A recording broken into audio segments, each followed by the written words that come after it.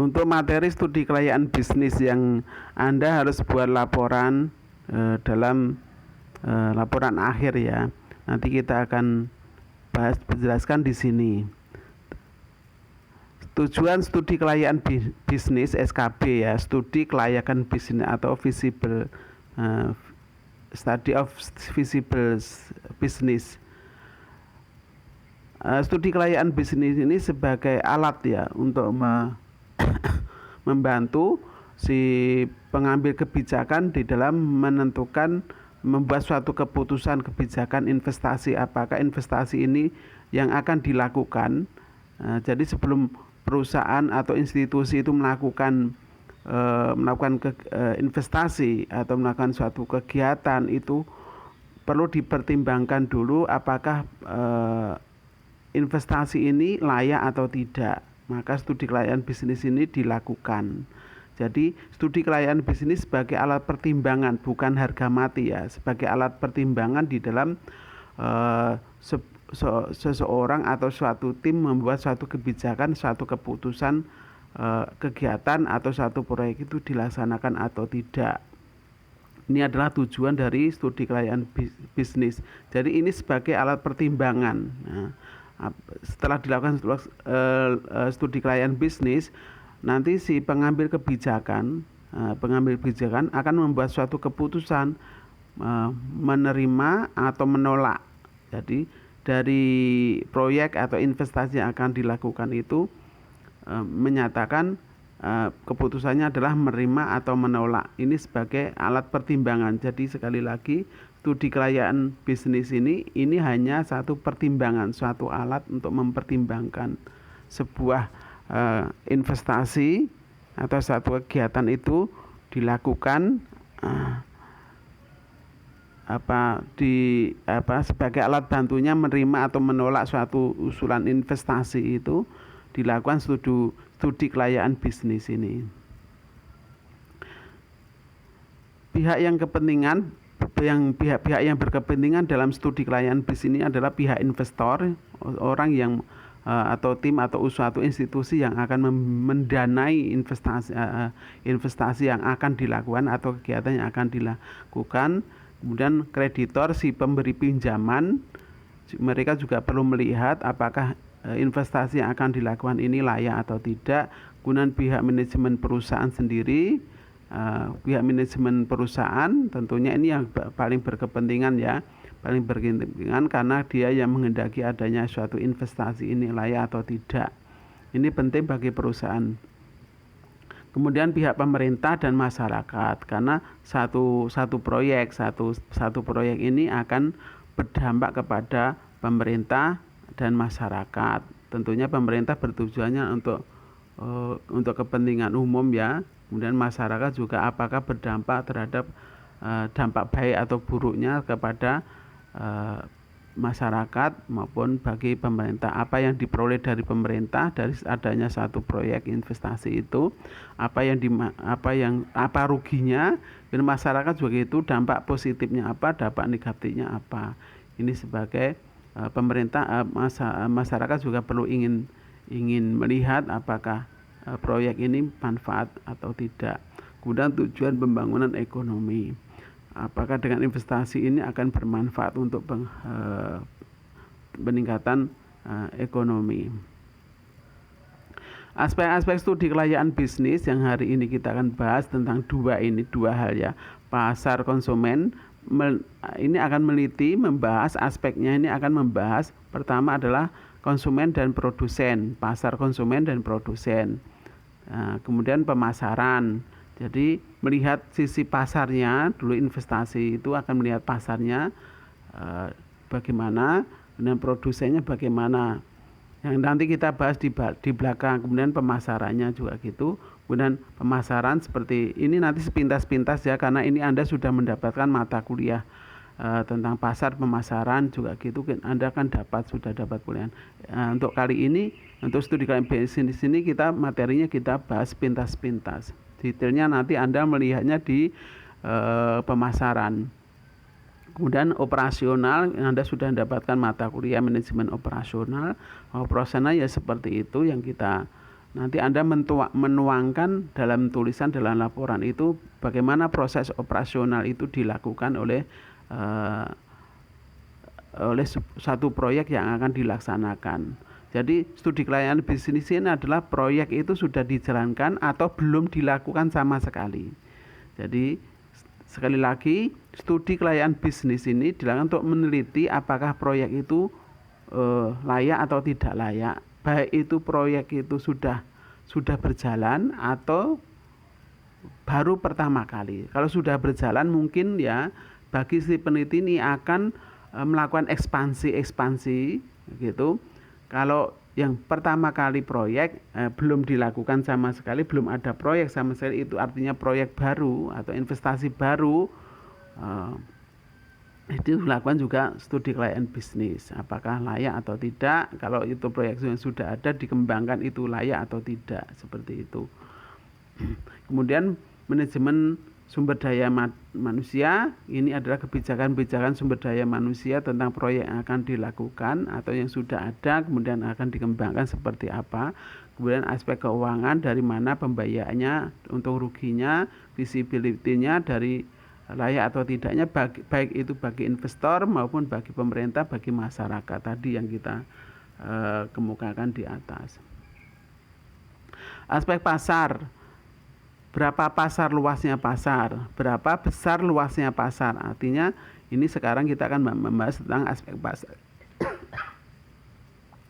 Pasarnya itu berapa besar, artinya potensi pasar yang dimiliki oleh potensi pasar yang dimiliki oleh rencana investasi yang akan dilakukan, berapa besarnya, berapa luasnya pasar. Misalkan cakupan pasarnya ini seluruh kota mana sasarannya atau daerah mana sasarannya, baik itu kota maupun karesidenan atau bisa juga provinsi atau nasional atau internasional.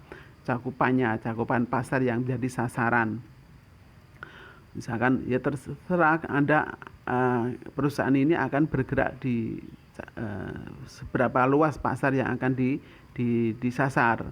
Kemudian mengukur dan meramalkan permintaan dan penawaran. Jadi mengukur berapa permintaan seluruh pasar daerah yang akan disasar oleh perusahaan ini atau oleh institusi ini, sasarannya siapa gitu, pasarnya siapa gitu, daerah mana, seperti itu. Kemudian penawaran, jumlah permintaan dan penawaran. Artinya penawaran kan jika Anda bisa juga melihat itu ini pasar keseluruhan ya, ini meramal permintaan keseluruhan, bukan ini permintaan Anda membayangkannya bukan itu perusahaan Anda pribadi, permintaan secara keseluruhan.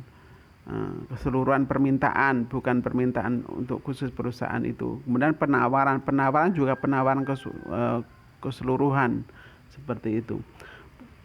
Kemudian pertumbuhan permintaan, tren dan proyeksi, ini adalah dibuat tren peramalan kedepannya seperti apa, meramalkan permintaannya sekarang berapa, kemudian kedepannya progres itu permintaannya naik atau turun, digambarkan. Anda bisa memberikan suatu gambaran bahwa permintaannya akan meningkat atau bagaimana, Anda perlu teliti ya. Ini kan peneliti, studi kelayakan bisnisnya meneliti apakah perusahaan ini layak atau tidak. Nah, Anda perlu juga meneliti berapa permintaan yang ada di pasar dan berapa penawaran itu artinya dari seluruh permintaan yang ada tadi, dari seluruh pasar yang jadi sasaran, daerah mana gitu. Penawaran artinya yang sudah ditawarkan atau yang sudah dilayani oleh perusahaan-perusahaan ya, yang ada bukan diri kita saja, artinya dari para pesaing itu berapa yang mereka tawarkan, sehingga nanti akan timbul di sini akan ada timbulnya gap antara jumlah permintaan dan penawaran yang berbeda gitu. Kalau permintaan dan penawaran yang berbeda seperti apa gitu, nanti akan berarti di situ kan ada peluang, nanti ada gap, jumlah permintaan jumlahnya besar, contohnya permintaannya 1000 misalnya, yang dilayani oleh pesaing baru 500, berarti ada 500 yang belum terlayani oleh pesaing seperti itu. Berarti itu kan ada satu peluang 500 yang belum disasar oleh pesaing. Kemudian pertumbuhan permintaan trennya tadi, kemudian persaingan antar produsen.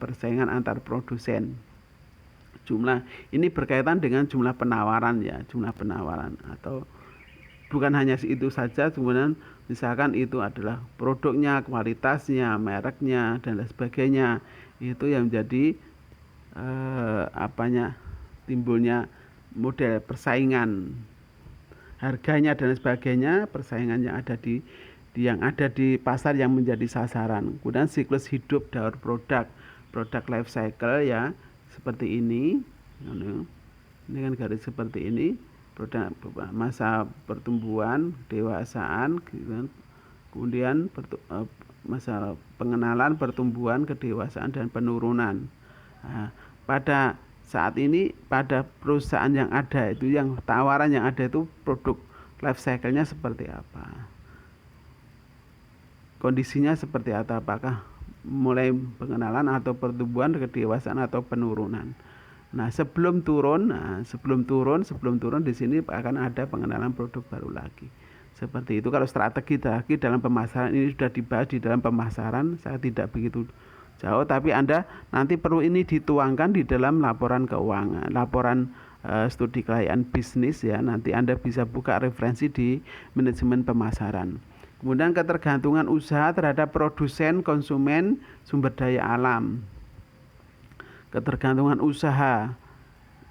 Jadi usaha ya, investasi yang dilakukan ini seandainya perusahaan itu dijalankan, ada ketergantungan terhadap perusahaan pemasok, terutama para pemasok, bahan bakunya dari mana saja itu para pemasok, kemudian ketergantungan konsumen, kemudian sumber daya alam dari bahan baku, dari bahan ketergantungan terhadap alam dan sebagainya.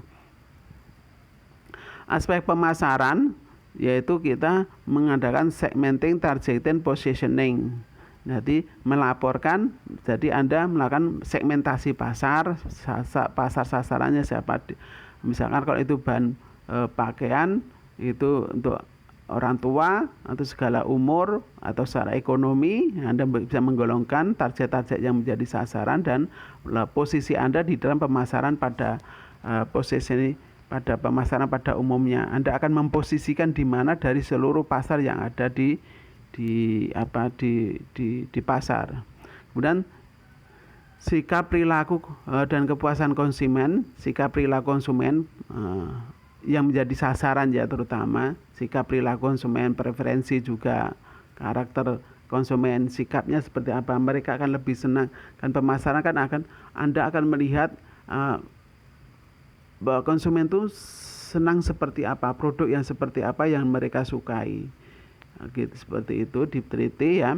Kemudian strategi kebijakan dan program pemasaran, strategi untuk menggarap itu, untuk menyasar pasar yang jadi susuran, strateginya itu seperti apa, strategi kebijakan program pemasaran, strategi pemasaran, penetrasi pasar, persaingan seperti apa. Seperti itu di dalam manajemen pemasaran Anda sudah membahas, itu ada dibuka lagi nanti dituangkan di dalam laporan studi kelayakan bisnisnya. Sehingga nanti akan Anda bisa cerita detail dari strategi yang akan Anda lakukan ya. Ini strategi yang akan Anda lakukan, bukan hanya sekedar teori. Strategi pemasaran seperti ini, kebijakannya teorinya seperti ini, bukan. Tapi yang di sini adalah hal-hal yang akan Anda lakukan gitu, rencana yang akan Anda lakukan untuk mendapatkan merebut pasar, untuk masuk ke dalam pasar yang jadi sasaran.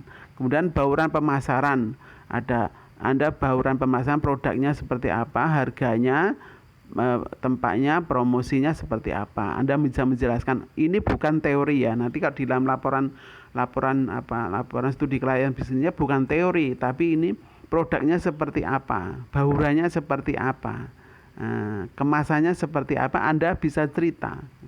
Harga strategi harganya seperti apa, harga murah, harga mengikuti pasar, harga di bawah pasar pesaing, di bawah pemain utama atau kita lebih tinggi, seperti itu.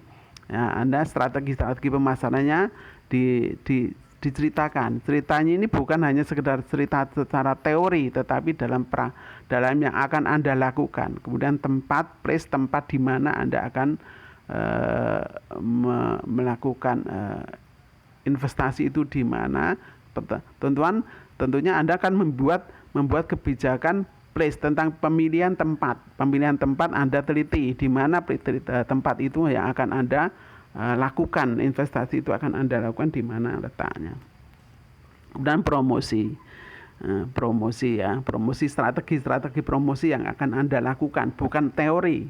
Tapi setelah di kuliah bisnis tadi bukan teori, tetapi adalah rencana. Jadi rencana promosi itu seperti apa untuk mendapatkan sasaran pasar yang dituju, untuk meroleh pasar, supaya konsumen Anda itu bisa tertarik, bisa membeli kepada produk yang Anda miliki, seperti itu.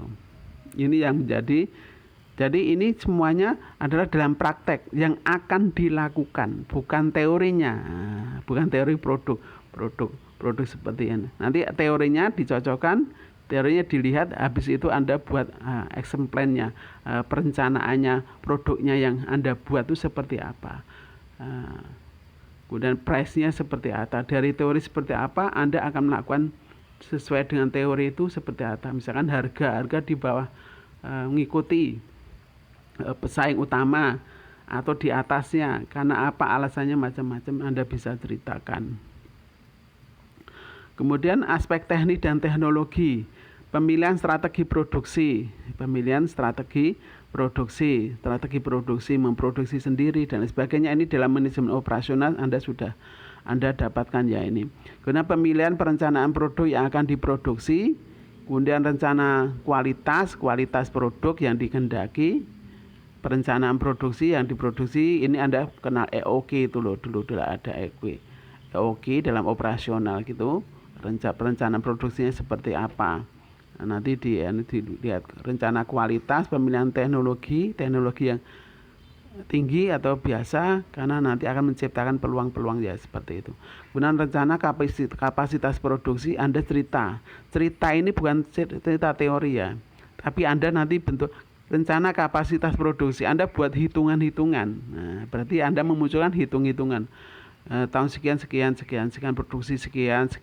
Nah, itu diceritakan dalam bentuk peramalan Anda. Jadi ini perencanaan, Anda meramalkan ya. Ini belum ada kejadian, peristiwa ini belum terjadi, tapi Anda mengarang apakah rencana produksinya saya itu seperti ini, gitu, seperti itu.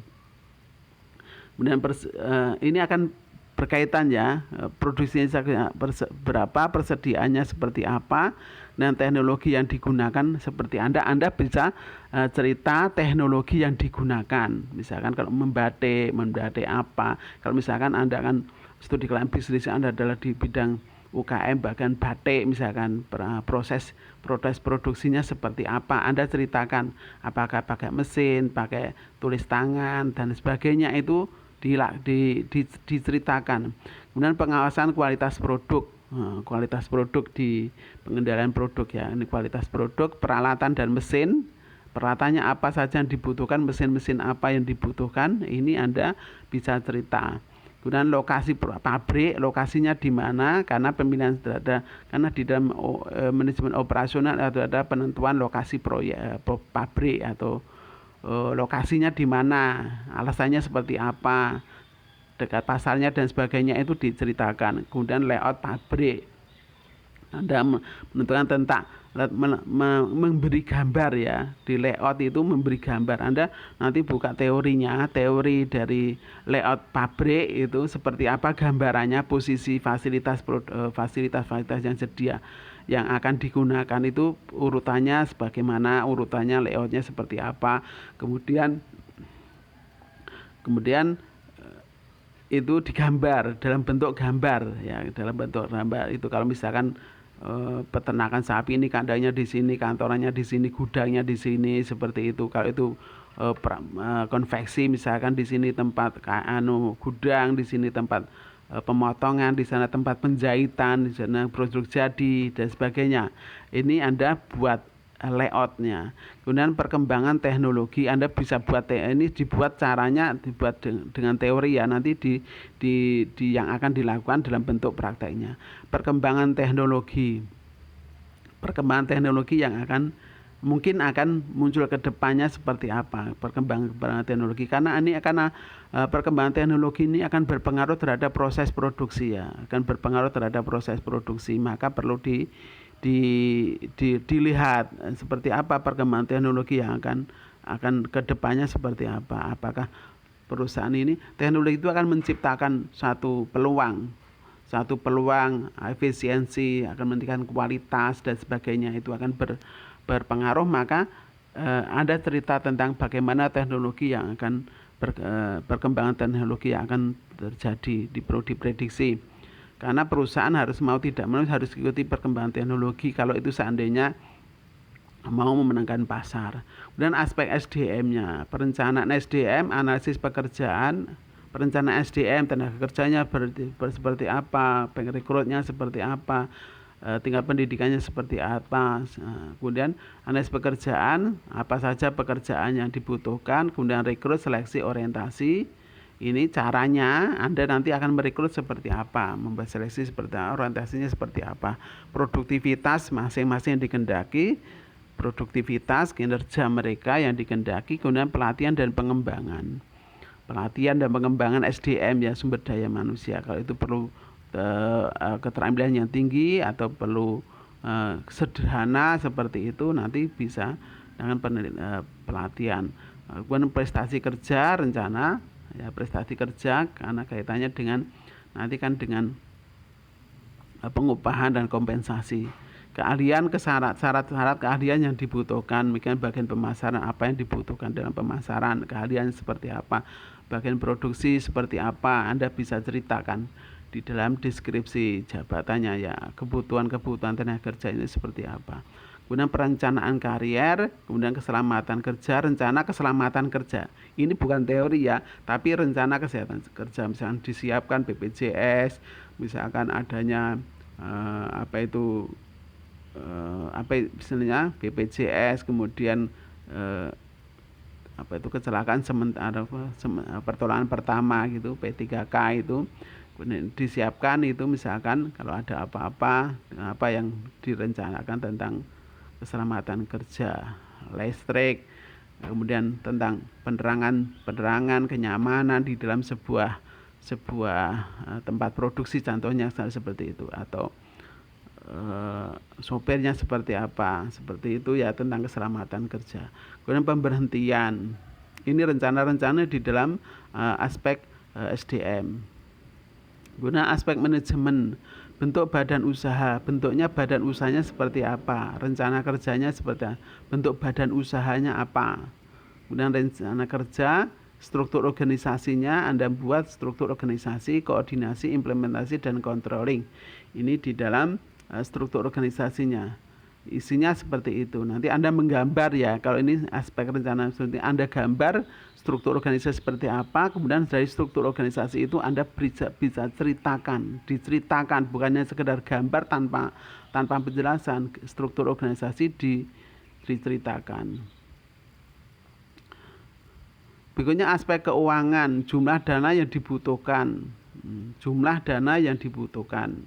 berapa jumlah dana yang dibutuhkan untuk proyek sebesar itu. Misalkan ini berkaitan dengan jumlah pasar ya, jadi pasar sasaran yang dibutuhkan.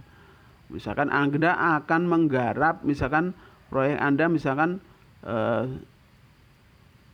menyasar misalkan dalam pemasaran tadi misalkan 1000 unit misalkan, maka 1000 unit untuk memproduksi 1000 unit, maka diperlukan dana sebesar berapa untuk aktivanya, untuk pasifanya berapa, untuk modal kerja berapa, kemudian untuk untuk aktiva tetapnya berapa untuk memproduksi, untuk membuat tadi. Maka Anda perlu pertimbangkan. Jadi ini Anda membuat neraca ya, di sini ada aktiva lancar, kemudian aktiva tetap, kemudian ada hutang, ada modal sendiri. Nah, ada modal sendiri. Ini di dalam akuntansi, Anda bisa pelajari di dalam akuntansi bentuk format neraca. Ini berkaitan dengan pendanaan. Sehingga dana diperoleh misalkan dalam neraca itu kan dalam neraca ini nanti di sini ada tabel, di sini ada aktiva dan pasiva harus sama. Ini dana yang dibutuhkan untuk pengembangan proyek ini.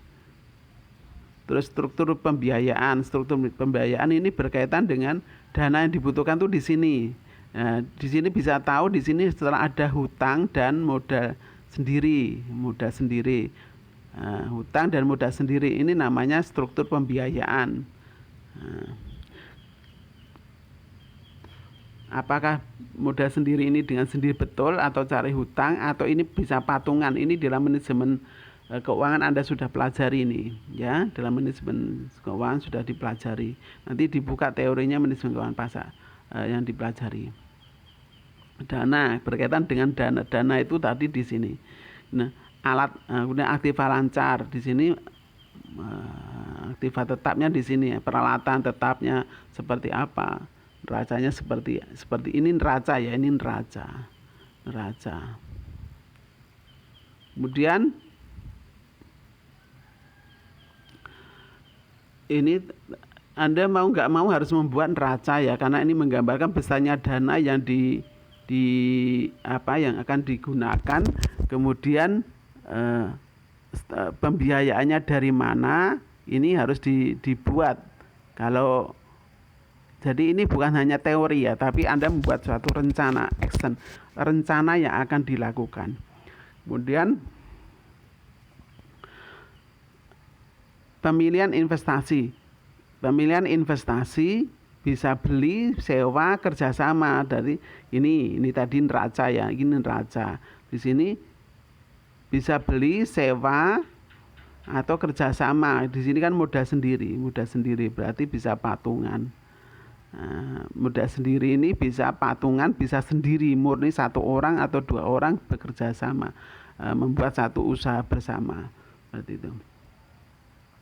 Dan jadi pakai patungan atau sendiri dengan hutang gitu. Sumber investasi yang akan dilakukan itu bersumberkan dari mana? Kalau itu bagi pihak manajemen tadi, apakah usaha ini akan dijalankan dengan akan dijalankan sendiri atau gabungan? Kalau misalkan butuh modal 1 miliar, Anda baru punya misalkan, yang di sini misalkan 1 miliar, tapi Anda baru punya 500 juta misalkan. Nah, 500 juta ini Anda bisa patungan dengan orang lain supaya senilai 1 miliar, atau 500 juta ini supaya bisa 1 miliar Anda perlu hutang. Nah, gini loh maksudnya, bentuk kerjasama, sumber pendanaan seperti itu dari sini. Kemudian nanti materinya ini ya. Kemudian di dalam manajemen keuangan Anda membahas IRR, Internet Rate of Return, nanti Anda bisa buat. Nanti untuk bisa membuat ini, mau tidak mau Anda harus membuat laporan rugi laba. Yang tadi pertama ini berkaitan dengan neraca, kemudian yang ini berkaitan dengan rugi laba. Anda membuat laporan rugi laba, laporan rugi laba. Ya, ini bukan teori, ini adalah rencana. Misalkan dari 1000 unit yang akan diproduksi tadi, misalkan perlu biaya apa saja, harga pokok produksinya berapa, sehingga akan bisa Anda membuat laporan rugi laba. Setelah laporan rugi laba diperoleh, maka Anda akan melakukan analisis IRR, net present value, payback period. Ini di dalam manajemen keuangan dibahas, saya pernah ngajar ini ya, keuangan. Kemudian kalau enggak bisa dibuka lagi teorinya seperti apa, interest of return, interest rate-nya, tingkat suku bunganya. Nah, tingkat suku bunga pasar, kalau ya tingkat suku bunga pasar ini berkaitan dengan penggunaan tadi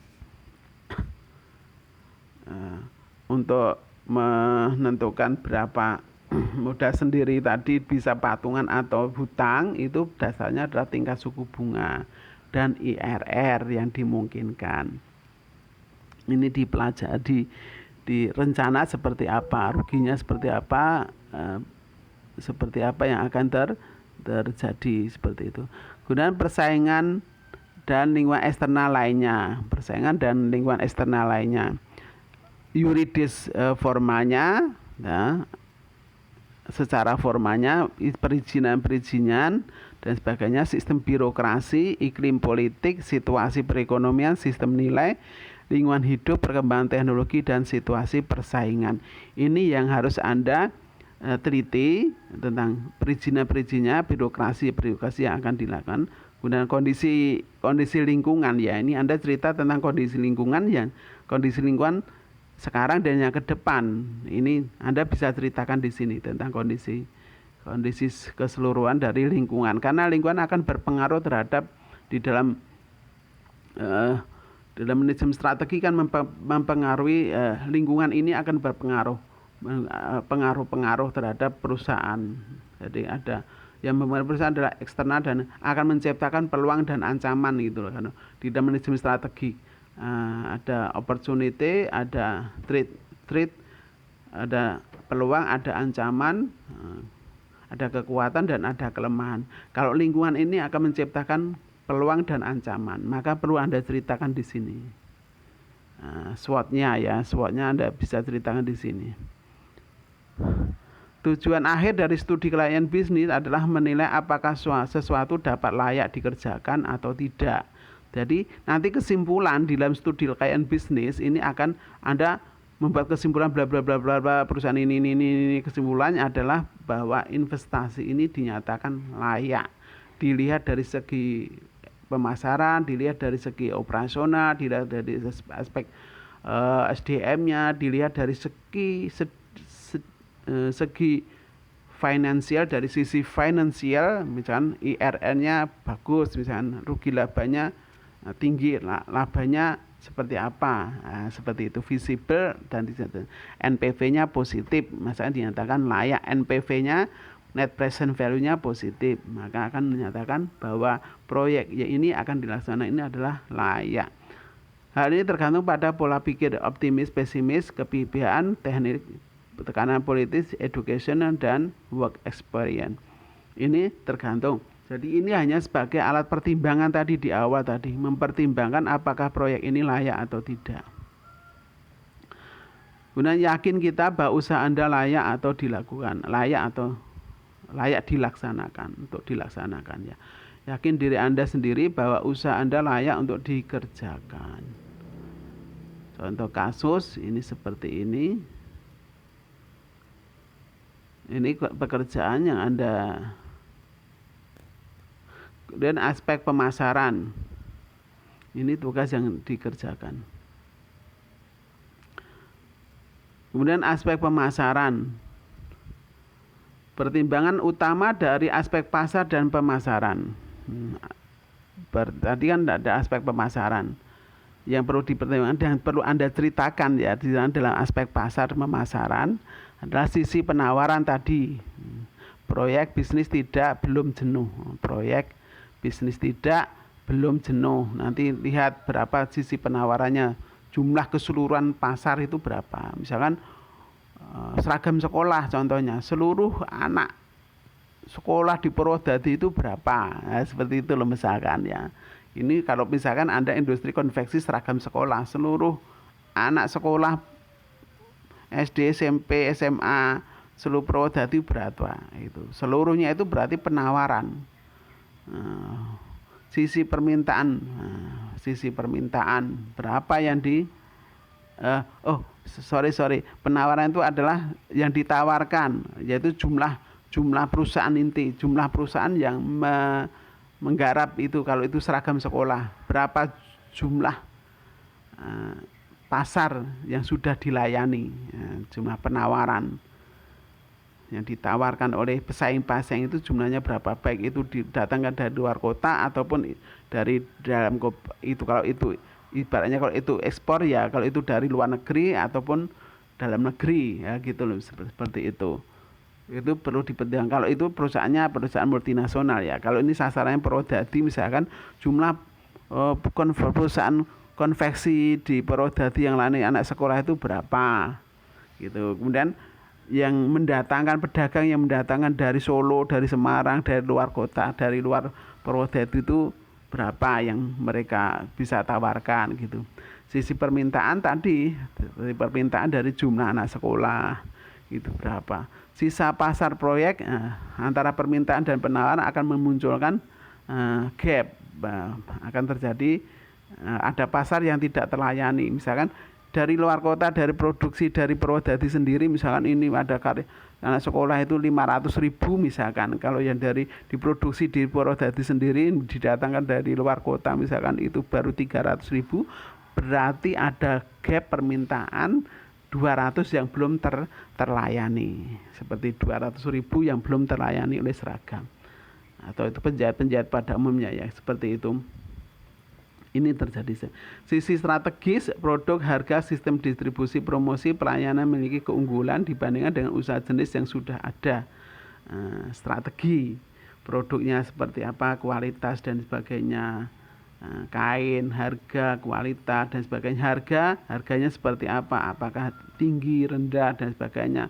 Kalau itu produknya ya produk berkualitas tinggi, menengah, dan bawah, harganya masing-masing. Strateginya dibuat. Kemudian sistem distribusinya, promosinya seperti apa, distribusinya supaya ini sampai ke konsumen. Anda buat berapa toko, berapa counter online dan lain sebagainya, itu diceritakan. Kemudian promosi yang dilakukan, yang akan dilakukan ya, bukan teori loh ya, ini adalah yang rencana yang akan. Pelayanan memiliki keunggulan dibandingkan dengan usaha sejenis. Memberikan pelayanan seperti apa yang Anda kehendaki. Jadi yang akan ditawarkan untuk memperoleh pasar tadi. Sisi perencanaan strategi proyek bisnis, pendukung strategi keseluruhan perusahaan. Kemudian aspek pemasaran berikutnya adalah segmenting, targeting, positioning tadi. Dan yang sudah kita bahas, analisis persaingan, identifikasi pesaing. Ini Anda ceritakan pesaing-pesaingnya seperti apa, diidentifikasi. Sasaran pesaing itu siapa, seperti apa, sasaran pesaing yang digarap oleh pesaing-pesaing itu seperti apa. Ini kan menggambarkan tadi dari segi penawaran. Kemudian strategi pesaing, Anda perlu melihat strategi pesaing, mereka menentukan harga, kualitas seperti apa. Ini kekuatan dan kelemahan pesaing dan SWOT analisis. Ini akan menciptakan peluang dan ancaman dari Anda melihat dari sisi pesaing. Kemudian loyalitas pelanggan. Anda bisa pelajari loyalitas pelanggan. Jadi kalau enggak ini enggak. Gitu. Ada orang yang cenderung saya bermerek ini, atau ya tidak loyalitas seperti itu.